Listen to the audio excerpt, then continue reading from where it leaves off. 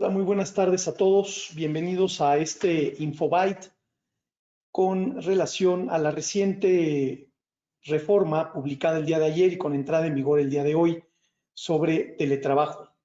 Esta es una sesión que durará unos 30-35 minutos. Dejaremos una idea muy general y muy clara sobre esta nueva manifestación del tsunami laboral que llevamos viviendo en México. Muchas gracias a todos por conectarse. Vamos a dar inicio en un minuto más para arrancar a las 6:01. Mientras tanto, les pediría me confirmaran ya fuera en el chat o en el cajón de preguntas si se ve y se escucha bien, solamente para estar seguros y poder empezar nuestra sesión. Gracias, gracias a los que ya nos contestaron. Gracias, Gilberto. Gracias, Andrés. Gracias a todos los que se han conectado. Tuvimos afortunadamente una respuesta muy rápida de todos ustedes y convocamos apenas ayer queriendo ayudarles a todos ustedes que tuvieran elementos inmediatos para la toma de decisiones para sus firmas, para sus empresas, para aquellos que tienen posiciones de liderazgo, que asesoran, que aconsejan y que les vendrá bien esta información. Tuvimos una respuesta, insisto, muy rápida y eso me hace ser muy agradecido con ustedes por su buena disposición. Voy a compartir mi pantalla. También les agradecería me confirmaran que la pueden ver para poner la presentación y dar inicio. Perfecto, sí se ve la pantalla, gracias. Voy a poner la presentación y sin más preámbulos vamos a dar inicio.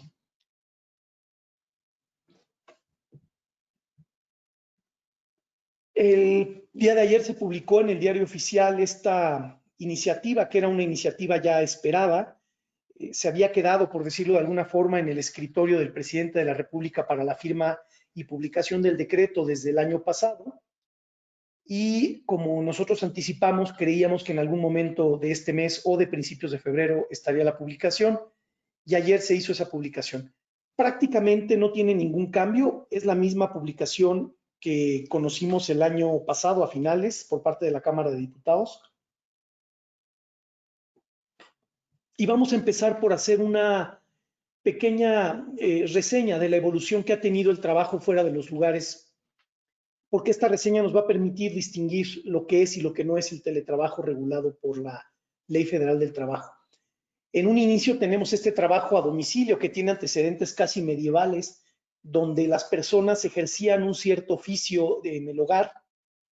En México todavía en los años 80, cuando aquel sismo que no solo cimbró la tierra y la Ciudad de México, sino también a la sociedad, y que para muchos fue el surgimiento de la sociedad civil en México, aparecieron muchos talleres de costureras y muchas mujeres sepultadas bajo los escombros que trabajaban desde su casa, aquellas costureras que trabajaban un poco o un mucho a destajo.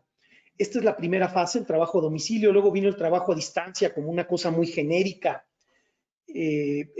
Aquí la diferencia, bueno, ahora hablemos de la diferencia, pero este es el trabajo de aquellas personas que eran vendedores de puerta en puerta, de aquellas personas que podían hacer alguna parte de su trabajo cotidiano desde la casa, desde el hogar, y que además prestaban servicios.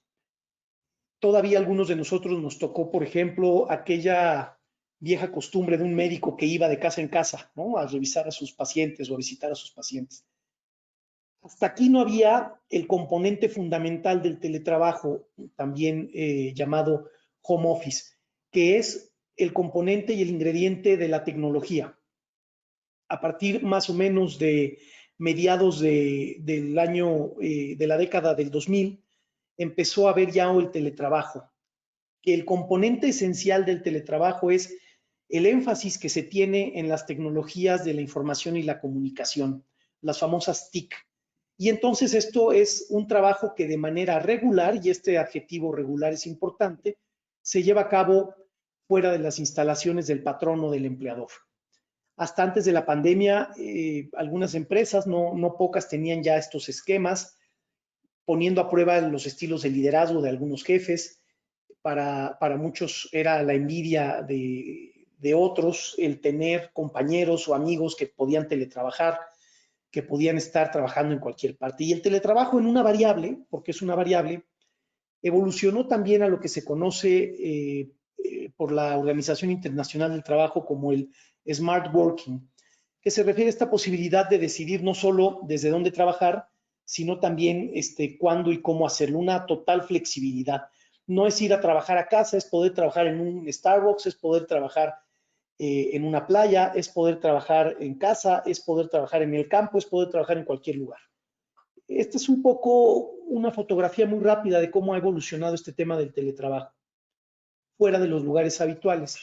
Y quiero empezar o continuar más bien con una precisión que ha sido producto de constantes consultas desde que esta iniciativa se hizo pública, que fue especialmente a finales del año, y que estas consultas se han enfatizado a lo largo del día de ayer y de hoy. Y es entender si el confinamiento obligatorio que estamos viviendo en prácticamente toda la República Mexicana desde el año pasado de manera intermitente es materia de esta reforma. Hemos hecho nosotros ya diversos análisis, hemos platicado con algunos de los legisladores que participaron en esta iniciativa, hemos también revisado con detalle la exposición de motivos y tenemos elementos para concluir que no es lo mismo. El confinamiento que ha provocado el trabajo remoto por COVID es distinto a este nuevo teletrabajo. Y para poder establecer las diferencias, nos hemos apoyado en algunos documentos de la Organización Internacional del Trabajo, de la que México forma parte y cuyas disposiciones son derecho aplicable en nuestro país. En ese sentido, la Organización Internacional del Trabajo lo que estableció cuando apareció y se declaró la pandemia de COVID, explicó que el trabajo remoto por COVID no es un derecho formal ni universal y que es una modalidad provisional y que está sujeta a los cambios en función de cómo evolucione la situación.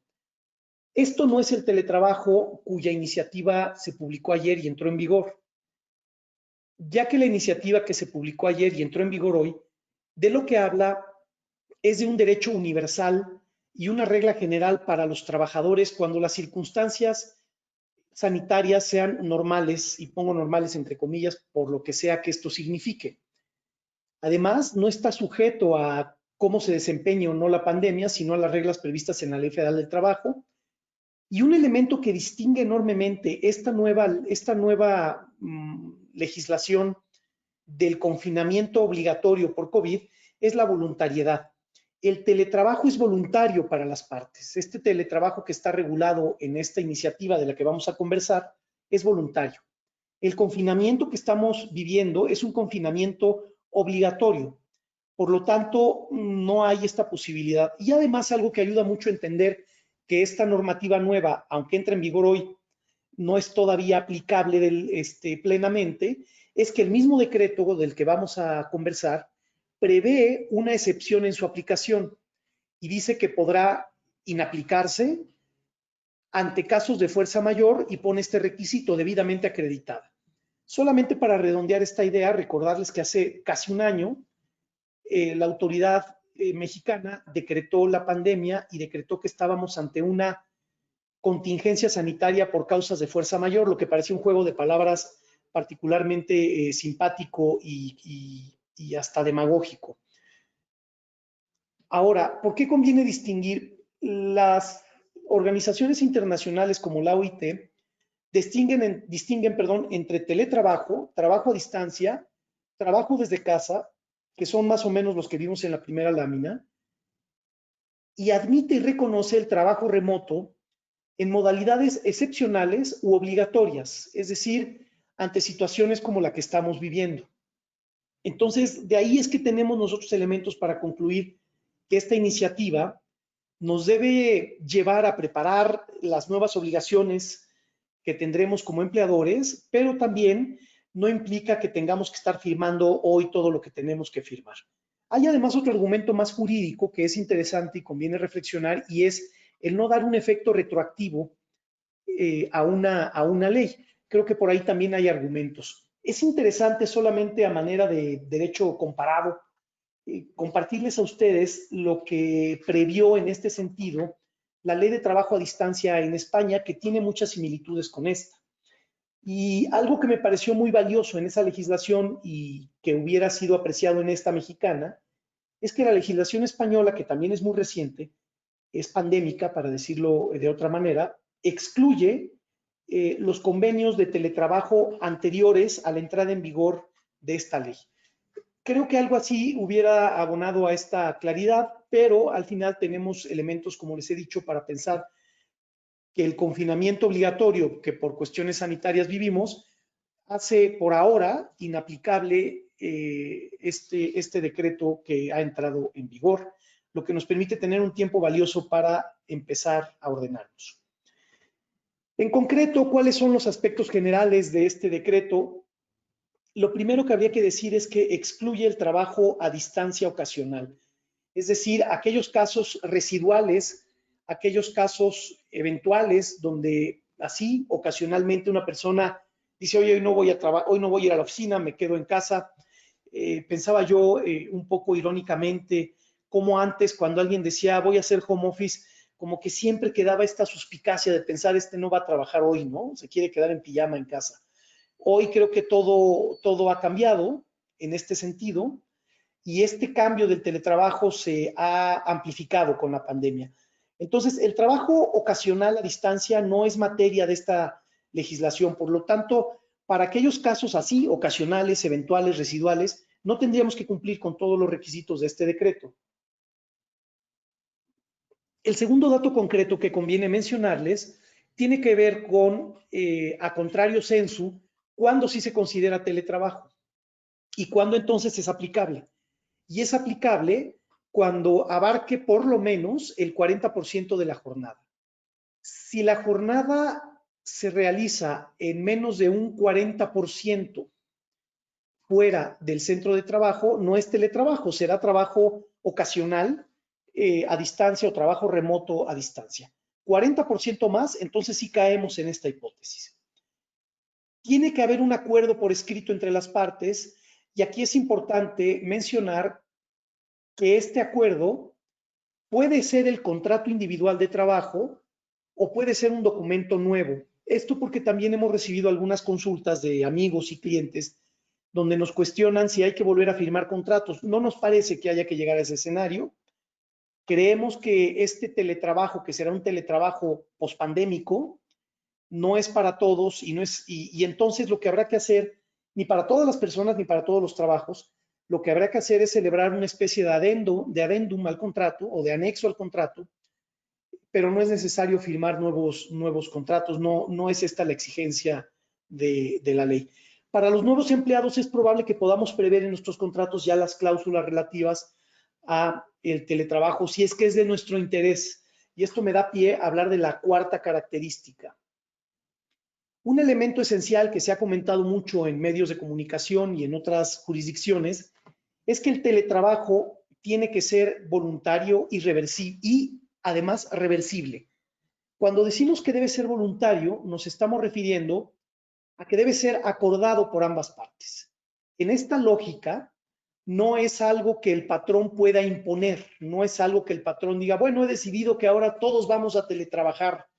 Y esto es importante porque esta decisión del alto mando, del alto management, sí es algo que yo he escuchado en más de una ocasión ante los retos inmobiliarios y económicos que tiene la nueva realidad que estamos viviendo, pero no basta con imponerlo, tiene que ser de mutuo acuerdo. Entonces, este elemento es algo que no debemos perder de vista y es interesante, no lo puede imponer el patrón, salvo un caso de excepción del que hablaremos, pero tampoco existe un derecho del trabajador o un derecho del empleado al trabajo a distancia. O sea, tampoco podría un trabajador decirnos, oye, pues ya escuché en el radio y en la conferencia mañanera que se ha regulado el teletrabajo y quiero decirte que yo quiero seguir teletrabajando o que quiero teletrabajar y es mi derecho y lo voy a ejercer. No funciona así. Es absolutamente consensual. Y el único caso en el que se puede imponer, en el que hay una excepción a este principio de voluntariedad de las dos partes, es en beneficio, es por parte del patrón. El único que puede, permítanme usar este término, violentar este derecho de voluntariedad es el patrón. El patrón puede imponer una excepción al principio de voluntariedad por casos como los que estamos viviendo ahora mismo, la fuerza mayor, contingencia sanitaria por causa de fuerza mayor. En esos casos no es voluntario, es obligatorio. Entonces, es importante que no perdamos de vista este elemento de voluntariedad para nuestras nuevas políticas en materia de teletrabajo. El principio de reversibilidad, que se ha hablado mucho de él, tiene que ver con esta posibilidad de volver a la modalidad presencial y también, así como se requiere el común acuerdo para ir al teletrabajo, el decreto prevé también que para ir en reversa, para volver a la presencialidad, tiene que ser de común acuerdo. Un tema que ha causado también especial inquietud es el tema de lo que debe o no suministrar el patrón. El decreto es muy claro y establece que el patrón debe suministrar equipo de cómputo, establece textualmente el decreto la palabra equipo de cómputo, establece textualmente la palabra sillas ergonómicas, establece textualmente impresoras y además dice textualmente entre otros. Entonces es el patrón, y esto suena lógico, el que debe proveer las herramientas. No llegó al extremo de decir que el empleado no tiene por qué usar instrumentos electrónicos propios, pero es contundente al decir que tenemos que proveer este tipo de insumos. Sillas ergonómicas, no es la silla del comedor, no es la silla de plástico del salón de fiestas, sillas ergonómicas, equipo de cómputo e impresoras, entre otros. Esto es también importante de cara a las implicaciones financieras que pudiera tener esta iniciativa. Vamos, por cierto, hacia el final a dejar un espacio para preguntas y respuestas. Perdón el paréntesis, si ustedes quieren irlas poniendo en la caja de preguntas y respuestas de la aplicación o en el chat o levantar la mano para abrir los micrófonos hacia el final de la conversación, que será muy breve y concreta. ¿Qué aspectos vemos perfectibles después de hacer un primer análisis en la firma respecto de esta iniciativa? Vemos los siguientes. Esta es una reforma que era necesaria. Solamente recordar que en el año 2012 el presidente Calderón, cuando aquella reforma a la Ley Federal del Trabajo, que fue prácticamente su último acto legislativo, le puso un parche al trabajo a domicilio que quedó bastante mal y bastante feo, y lo único que generó fue cierta confusión y quedó muy limitado. Esta era una reforma necesaria, pero como cualquier acto humano, el legislativo no es perfectible. Algunos aspectos que nosotros vemos y que creemos que se van a ir calibrando en el camino. El primero tiene que ver con, y esto es pregunta, es un poco aventar la duda o la inquietud, si no hizo falta que así como el patrón tiene derecho a imponer una excepción a la voluntariedad de irnos al teletrabajo, que es por causa de fuerza mayor, pensar si como se hizo en otras legislaciones internacionales, no hubiera venido bien que el decreto hubiera previsto el derecho del trabajador a excepcionarse a ir a trabajar y hacer teletrabajo. Por ejemplo, arguyendo conciliación de vida familiar. O, por ejemplo, arguyendo que tiene que cuidar a personas vulnerables. Y quizá este tipo de requerimiento se debió haber solicitado o previsto que se solicitara ante la autoridad laboral y que la autoridad laboral lo resolviera. No se previó esta hipótesis, ya se ve que esta legislación, aunque es pro trabajador y de carácter social, se le escapó para bien o para mal esta posibilidad, pero no está prevista a diferencia de otras legislaciones internacionales. Hay un tema en el que falta claridad y no es en cuanto a quién debe asumir los costos. El tema de los costos está muy claro, el patrón debe proveer lo que ya dijimos, y también la legislación establece que deberá pagar en forma proporcional el empleador algunos otros gastos relativos al consumo de electricidad, al uso de Internet, principalmente.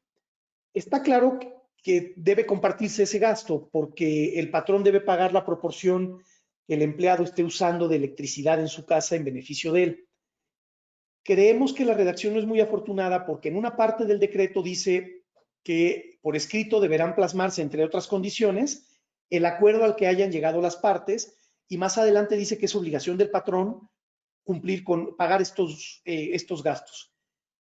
Da la impresión entonces que aquí está claro que hay que pagarlos, pero no está muy claro cómo se tienen que asumir esos costos. El consejo que estamos asumiendo dar en la firma va en el sentido de recomendarles que haya un acuerdo entre las partes, ¿no?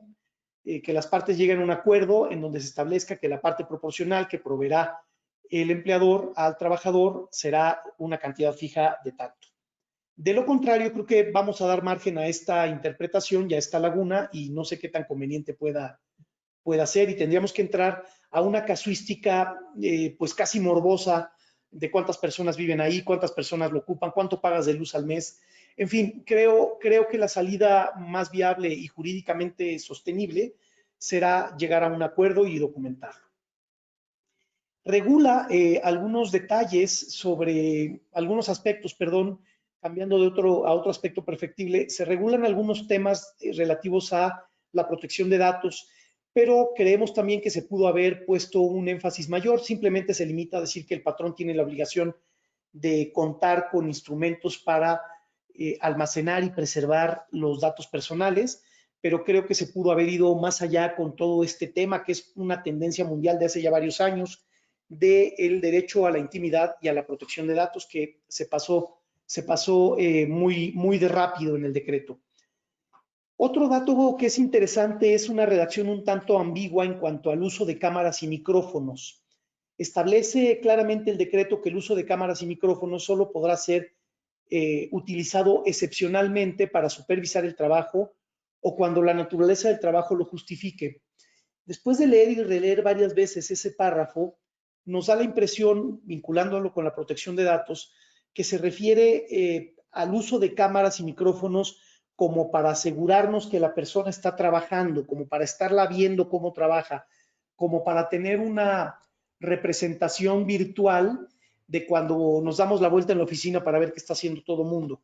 No tanto como al uso cotidiano en las aplicaciones para trabajar en el día a día. Pero el hecho de que no haya estas precisiones es que vuelve ambiguo el tema del uso de cámaras y micrófonos a los que se refiere así como se los he platicado. Y tres comentarios finales. Hay implicaciones de la seguridad social que hacemos votos porque el IMSS se pronuncie pronto. Esta reforma no alcanzó ningún artículo de la Ley de la Seguridad Social. Creemos que el Seguro Social tiene, digamos, vehículos jurídicos, administrativos y legislativos para complementar esta reforma, porque vemos dos temas fundamentales. El primero de ellos es, si el patrón tiene que proveer una serie de insumos y una serie de acuerdos económicos, tiene que proveer dinero para los gastos de electricidad y demás, se corre el riesgo que todas esas ayudas eventualmente llegaran a calificarse como parte del salario base de cotización y eso tenga un impacto en el pago de cuotas obrero-patronales. Me parece que es una interpretación un poco extrema, pero que vale la pena tener presente, pues porque se podría alegar que son instrumentos de trabajo, que son herramientas que no integran salario. Pero la ley del Seguro Social en ese sentido considera que es salario todo lo que el trabajador reciba por su trabajo. Por lo que cualquier aclaración que haga el IMSS se va a apreciar enormemente y nos va a venir bien a todos. El otro gran tema de la seguridad social que merece la pena revisarse es un tema que tiene que ver con qué va a pasar con los accidentes y enfermedades de trabajo que ocurran cuando el trabajador está teletrabajando. Si el teletrabajador, para irnos acostumbrando a la terminología, tiene una quemadura estando en su casa, cómo se va a poder probar que sí es un accidente de trabajo o no. Tenemos algunas pistas de cómo se va a poder hacer, pero se necesita mucha claridad en este tema ante lo novedoso por parte de la seguridad social. Y esas pistas que podemos tener van a depender de una norma oficial mexicana que el decreto establece que la autoridad tendrá 18 meses. La autoridad se toma 18 meses y el decreto entra en vigor al día siguiente, pero así son las cosas. La autoridad tiene 18 meses para emitir una norma oficial mexicana que regule cuáles son las normas de seguridad, salubridad e higiene que deben observarse en casos de teletrabajo. Pienso que el observar esas normas nos van a dar alguna pauta de cuándo se podrán o no calificar los accidentes y enfermedades que ocurran en el teletrabajo como accidentes profesionales, pero el reto es grande y creo que tendremos que estar atentos a las legislaciones secundarias. Por otra parte, tiene una etapa muy interesante este nuevo decreto que yo califico casi aspiracional o filosófico, y es el deber de respetar y de prever en los contratos colectivos de trabajo la vinculación y el contacto entre las personas, y además contemplar el respeto a los derechos sindicales. Y esta es la parte que yo noto casi filosófica y que me parece que habrá un reto grande. El sindicalismo es difícil de entender sin la presencialidad, pero estamos viviendo tiempos por demás retadores, estamos cruzando un umbral muy interesante desde el punto de vista histórico, sociológico, político, y quizá el día de mañana empecemos a oír hablar de telesindicatos, pero por ahora se prevé de manera genérica esta posibilidad en el decreto. ¿Qué preguntas son las preguntas frecuentes que se reciben en materia de teletrabajo? Pues las que ustedes están viendo en sus pantallas. ¿Qué responsabilidades tengo? ¿Qué obligaciones tengo? ¿Cuáles son los principales problemas que plantea el trabajo desde casa? ¿Cómo los debo abordar y solucionar? ¿Cómo voy a medir la productividad de los trabajadores que están en casa? ¿Y qué va a pasar con el teletrabajo después del COVID-19? Son preguntas que no tienen una sola respuesta, que cada compañía, no hay recetas únicas, cada compañía tendrá que abordarlas desde su cultura, desde su realidad. Cada empleador tendrá que abordarlos desde también la lógica y la composición de su población laboral. Se tienen que hacer censos para saber cuántas personas tenemos, con qué características, pero creo que estas preguntas pueden ayudarles a ustedes, como dijimos en el título con el que los invitamos a esta conversación, a hacer una hoja de ruta. Creo que una hoja de ruta partirá de contestar varias de estas preguntas. Como una conclusión general, pues hablando de las siguientes tareas que tenemos, hace apenas una semana hablábamos de los retos laborales del 2021, mencionamos pero ahora este reto ya es una realidad. Creo que conviene repasar cómo estamos con las capacidades digitales. Pienso yo que después de un año de pandemia hemos tenido oportunidad, como todos los que ahora venden en línea y que antes no vendían, de mejorar nuestras capacidades digitales. Tenemos que eficientar costos laborales directos e indirectos, arrendamientos en las oficinas, la huella inmobiliaria. Tenemos que pensar en la flexibilidad de la operación. Tenemos que acostumbrarnos a tener juntas de trabajo y oír a niños jugando o niños llorando, escuchar niños tomando clase, escuchar los ruidos de la casa y de la cocina. Tenemos que pensar en la flexibilidad de la operación y de las condiciones de trabajo, instrumentar políticas sanitarias y pensar que estamos en un cambio de época en materia laboral y que tenemos que volver a repensar el mundo del trabajo, poniendo a la persona en el centro de la relación laboral. Esta es para concluir esta exposición, prometí que sería breve. Queremos invitarlos a que descarguen gratuitamente la guía que tenemos para hacer una política de teletrabajo. Está en nuestro sitio web. Si ustedes se van hasta la parte final de nuestro sitio web de Sales Boyoli, hay una sección que se llama Formatos, y ahí pueden descargar esta guía, que si bien es cierto es una guía que se hizo como en respuesta al brote del COVID o de la COVID, contiene muchos lineamientos que pueden ser útiles para echar a andar una política de teletrabajo, tanto pre-COVID como post-COVID. Los invitamos a que la utilicen si es valioso para ustedes, y además pondremos en nuestro sitio web esta presentación para que la tengan ustedes disponible. Este es a grosso modo el análisis en concreto de esta iniciativa, y pues lo que voy a hacer es dejar de compartir la pantalla y pasar a ver los paneles de preguntas para atender cualquier duda que hubiera. Déjenme nada más poner aquí. Voy a ir directo a la parte de preguntas, si ustedes me lo permiten, en el panel de preguntas. Voy de la última pregunta a la primera. Nos pregunta Tere Lozano, ¿qué pasa con la NOM 035? Gracias por preguntarlo porque esta tarde, antes preparando la reunión, la sesión, pensé en ello y olvidé ponerlo en las láminas.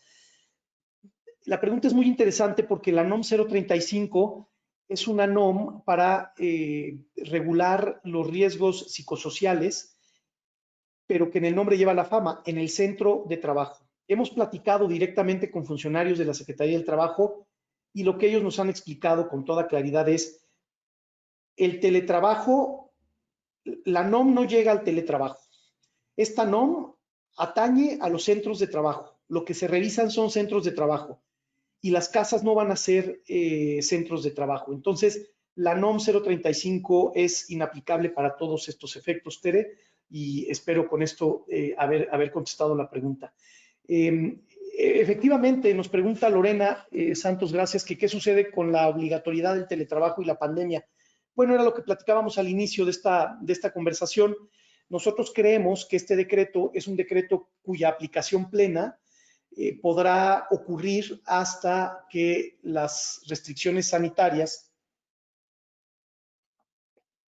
autoricen la vuelta a los corporativos. Esto es más que semáforo rojo, ¿eh?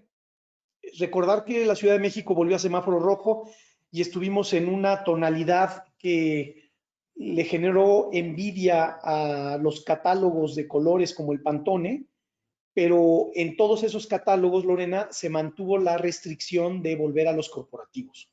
Entonces, mientras eso suceda, creo que no estamos en el teletrabajo de esta iniciativa, sino más bien en un régimen de excepción de un trabajo remoto forzoso, entre comillas, por mandato de autoridad. Entonces, no tendríamos todavía la obligación de aplicar todos estos nuevos dispositivos hasta en tanto se autorice la vuelta, porque estamos en un régimen justamente de excepción.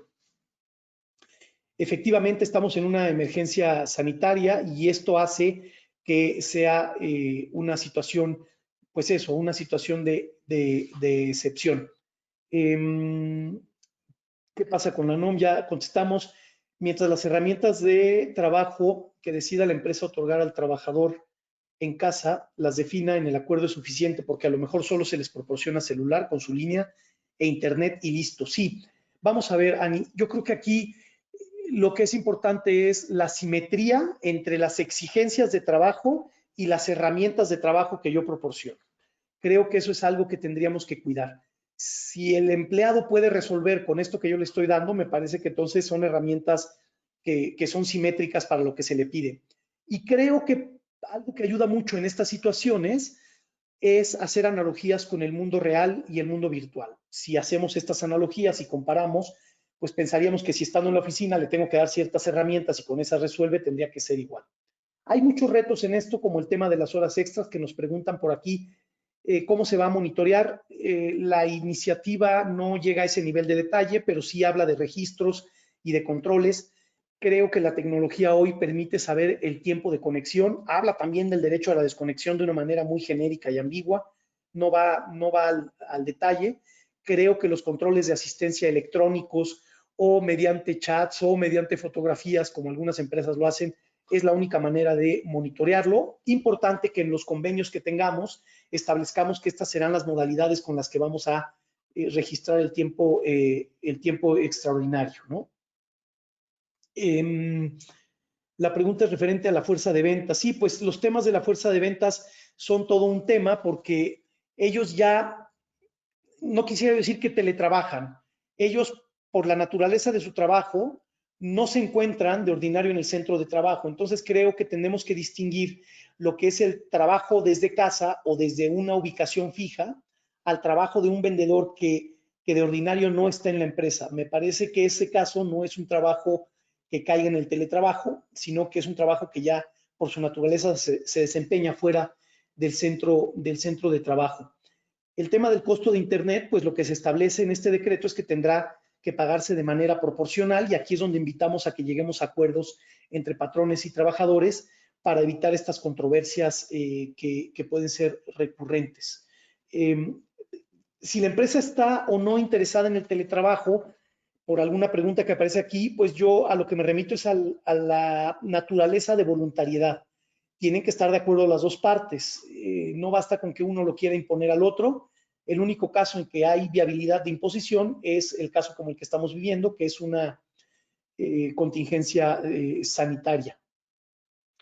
Efectivamente, hay una pregunta interesante sobre, por ejemplo, esta obligación de proveer sillas ergonómicas, ¿no? ¿Cómo cumplimos con esta obligación? La ley no nos dice, y al darnos la ley ese margen de maniobra, me parece que lo pudiéramos cumplir entregando una cantidad fija. Si entregamos una cantidad fija, tenemos que cuidar el impacto, por ejemplo, en impuestos y fiscal que tiene entregar ese dinero, cómo impacta en salario, base de cotización y demás, o a lo mejor no impacta. Simplemente debemos precisar que es para esos propósitos, ¿no? Entonces, creo que hay retos interesantes en este sentido. Entonces, efectivamente, en realidad esta reforma, como nos pregunta o nos comenta por aquí Alejandro, le aplica a las personas que van a hacer ya home office de manera voluntaria. Esta reforma, insisto, no le vemos que tenga todavía plena aplicación para los casos pandémicos que estamos viviendo, porque es un régimen de excepción. Es lo que hoy hace inaplicable esta reforma que entró en vigor desde el punto de vista de inicio de la voluntariedad, porque está siendo impuesta ante las circunstancias que estamos viviendo. Los inspectores del trabajo en el teletrabajo, bueno, pues va a ser interesante ver qué tipo de funciones van a tener, cómo es que van a poder entrar a los hogares, cómo van a poder inspeccionar. No se habla aquí, por ejemplo, de un registro de empresas de teletrabajo que quizá facilitaría las labores de inspección, y este es uno de los muchos retos e incógnitas que tendrá la autoridad laboral en los próximos meses para la, digamos, puesta en marcha. Durante la pandemia, si el patrón estaba no obligado a brindar equipo y sillas ergonómicas, bueno, pues la verdad es que la pandemia nos tomó por sorpresa en materia del teletrabajo y no se llegó a ese nivel de detalle, Juan Manuel. Creo que era un principio básico, digamos, el que el patrón lo hiciera, pero que estaba más en el tema de cultura laboral y compromiso que en la ley. Ahora ya queda ahí plasmado.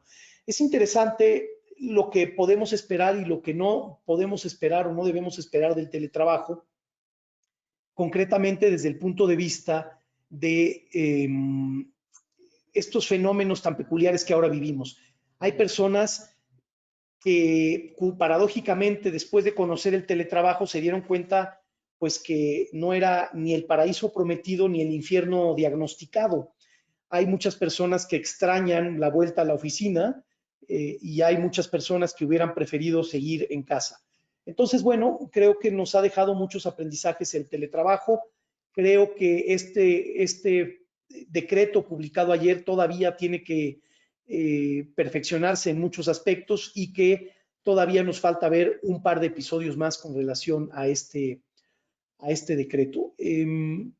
Creo que son estas las preguntas que hay. Voy a hacer una última revisión solamente para estar seguro que no se queda. Hay aquí una pregunta sobre la excepción a la voluntariedad, efectivamente, que es como el evento que estamos viviendo de la pandemia. Este es justo uno de los temas que estábamos destacando. Y finalmente, esta idea de si estamos en obligatoriedad por la pandemia, entonces no estamos forzados a cumplir con las herramientas. Me parece que podría ser una salida, pero pienso que tendríamos que reflexionar más en la lógica de una sana relación, ¿no? Entonces, pues creo que estamos ante un gran proceso. Como bien dice Carlos Peñalba por aquí, tenemos que hacer un proceso de gestión de cambio para poderlo implementar, mucha comunicación y explicarlo continuamente. En cuanto a las horas extras, Jaime, platicábamos hace unos minutos porque ya alguien lo planteaba, tenemos que buscar, especialmente en empresas de tecnología, que te digo, buscar esquemas donde se pueda registrar las horas efectivamente empleadas.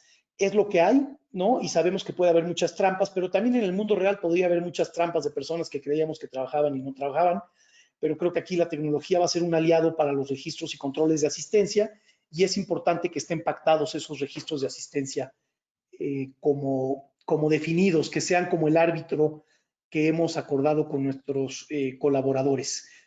Pues muy bien, ofrecimos que este Infobyte, porque estamos agotados de los webinars y hemos cambiado ya hasta el nombre para hacerlos más atractivos, pero también queremos que sean más dinámicos, sería de 45 minutos y estamos terminando en tiempo. Muchas gracias, gracias de verdad por seguir apoyando estas iniciativas de acercarse a estos ejercicios de divulgación y estar muy pendientes de lo que nosotros lanzamos para todos ustedes. Que tengan una muy buena tarde, feliz resto del día y muchas gracias de nueva cuenta por atender a Sales Boyoli donde quiera que ustedes se encuentren. Muy buenas tardes y hasta luego.